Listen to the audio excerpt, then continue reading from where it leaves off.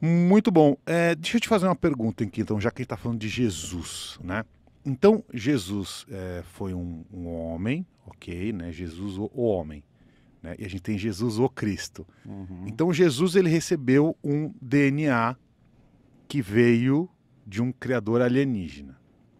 A gente não pode considerar que esse DNA vindo de fora do planeta Terra, em termos práticos para o ser humano, possa ser então considerado um elemento divino, uma divindade, uma consciência divinatória? Sim e não. Nós podemos simplesmente considerar uma coisa extraterrestre e não necessariamente divina. Porque o que está além das fronteiras da Terra é tão caótico quanto tudo que aqui está. Não é necessariamente divino. Mas aqui implica uma reflexão.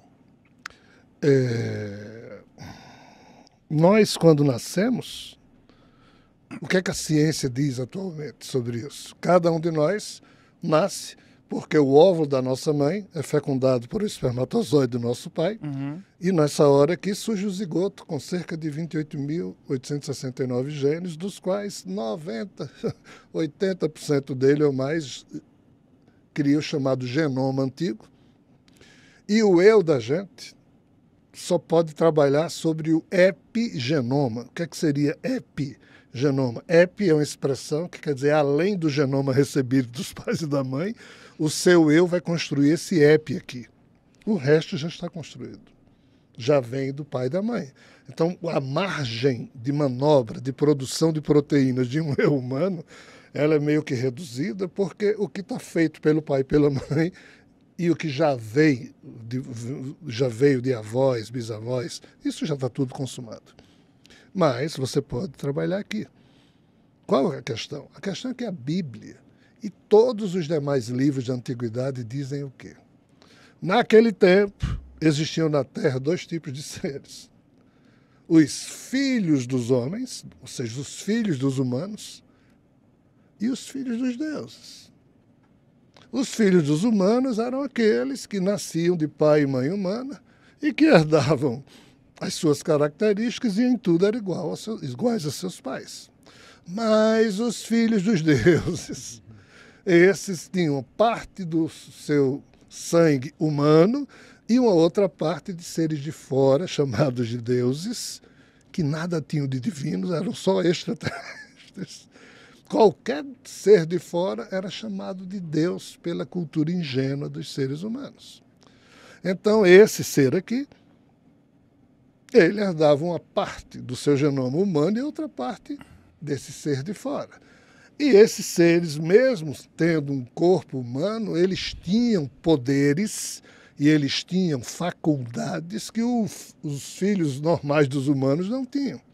E qual é o primeiro ser humano, filho de deuses, que a Bíblia apresenta? Adão. E por isso que Adão, diferente dos demais homens, viveu 930 anos. Os outros viviam 80, 100 e pouco. Adão viveu 930 anos e quando tinha 130 gerou um filho chamado Sete, que viveu 912 anos, quando tinha 105 gerou Enos, Cainã, Malalahel, Jared, Enoque, Matusalém, Lameque, Noé, Sena, Arfaxade, Salé, e vai até, entre aspas, Abraão, Isaac, Jacó, até Jesus. Porque a Bíblia diz que esse segmento de humanos, ele é um segmento não de humanos normais, mas de humanos filhos de Deus, ou seja, com essa condição divina que você colocou na sua pergunta. Divino por quê? Né? Aí é que está o problema. Porque, em tese, são seres que vivem há muito mais tempo que os humanos, têm muito mais experiências, mas não fizeram bom uso disso e não sabem compreender essa sua condição. Por isso que eu não chamo de divinos. O maior susto que eu tomei na minha vida, como Rogério, e os infartos que esse corpo conta tem a ver com esses, né? De me defrontar com aspectos de uma realidade que eu tomo um susto, né? Tem a ver com o fato de que nunca, no contato com seres desse universo, nem do universo vizinho, eu vi qualquer coisa que eu pudesse chamar de decente, de boa. Eita. Tem seres indiferentes, frios, não são maus. Não estou dizendo que sejam maus, mas também não são bons. Não são puro amor, Não, como supostamente um Deus seria. Exato. Há muito livro que romanceia isso, eu respeito. Há muita gente que acredita que a turma é boa, eu respeito. Eu adoraria estar terrivelmente enganado, porque obviamente eu prefiro que haja amor. Mas até hoje nunca eu pude constatar, e o que eu fui obrigado a constatar é isso, uma certa indiferença. Do jeito que a gente também tem indiferença, torna a dizer, pelos animais que a gente mata e come. Sim. Você acredita mais numa neutralidade ou numa maldade mesmo? Neutralidade. Nem mal nem bom. É um genoma em curso sempre. E então, nessa perspectiva, nós humanos somos sempre a face mais atual dessa evolução. Então, se você, entre aspas, consegue conceber a vida como sendo uma construção de cada dia, em que a gente tem que ter força, tem que buscar alegria, força, vontade, retirar isso, sabe-se lá de onde, para a cada vez que a gente acorda, juntar os cacos do nosso eu e ir em frente, perseguindo um sonho, um projeto, uma meta. Isso aqui é uma visão real das coisas. Mas, entre aspas, se além disso você precisa crer que tem uma força maravilhosa que cuida de você, que lhe põe no colo, não há nenhum problema em você crer nisso, desde que você não perca a noção de que você precisa se esforçar. Mas qual o drama das religiões? É que elas disseram, ei, pode deixar tudo com Deus, pode deixar tudo. O que é que o protestantismo diz? Basta acreditar. Tenha fé, tudo será resolvido. Jesus nunca disse isso. Jesus disse, é dado a cada um de acordo com as suas obras. Mas a turma que segue Jesus prega a doutrina da justificação pela fé. Basta ter fé em Jesus que tudo se resolve. Não é bem assim. E desses seres, o que é que se percebe? Uma vontade também de existir, de evoluir. Só que eles não podem evoluir no padrão em que nós humanos podemos, porque, em tese, a semente que você chamou de divina na sua pergunta, e que as mitologias também chamam, de fato é diferente da humana e muito mais capacitada em muitos campos. Então até pode ser chamado de divino, efetivamente, nesse sentido, mas não de perfeito.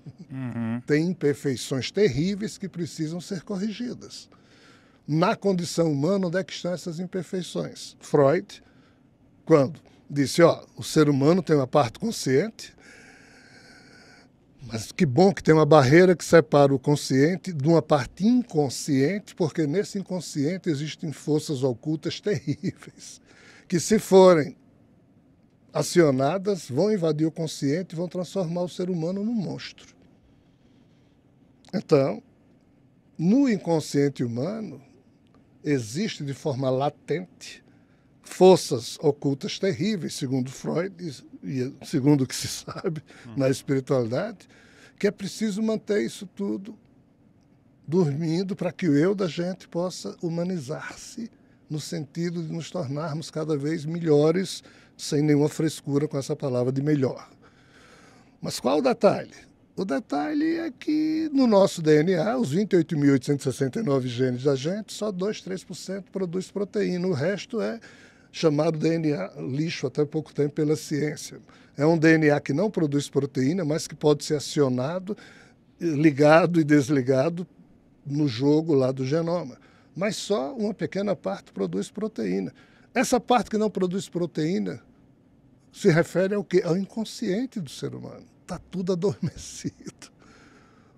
Mas um cachorrinho, quando vai comer uma carne crua, por que é que os treinadores de cachorro não gostam que um cachorro coma carne crua?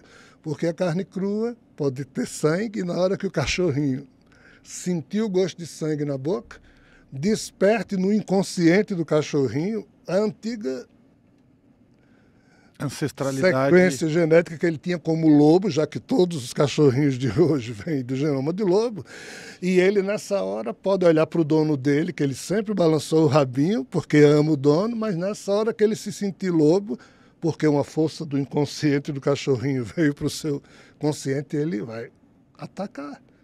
Então, assim, esses seres de fora têm um inconsciente terrivelmente problemático, que eles não sabiam resolver, e a humanidade teria sido criada para absorver esse inconsciente e, na sua faixa consciente, e tratando de todas essas coisas que a gente sente e não sabe explicar de onde vem, mas são desses arquivos inconscientes. E na hora em que um ser humano se cura de alguma doença, de algum trauma, de alguma situação dessa, ele faz isso através de uma mutação no seu genoma. Esse genoma é copiado por esses seres e resolve os problemas deles. São divinos, porque Javé, o Brahma, Vishnu e Shiva e toda a sequência trimurtiana até hoje rouba dos seres humanos esse tipo de eflúvio para poder resolver os problemas deles. Mas são esses seres que as tradições chamam de divino. Eu apenas os chamo de extrafísico e extraterrestres, entendeu, Ale? Já para não cair nessa coisa de ficar chamando de divindade quem não é, apenas não é humano.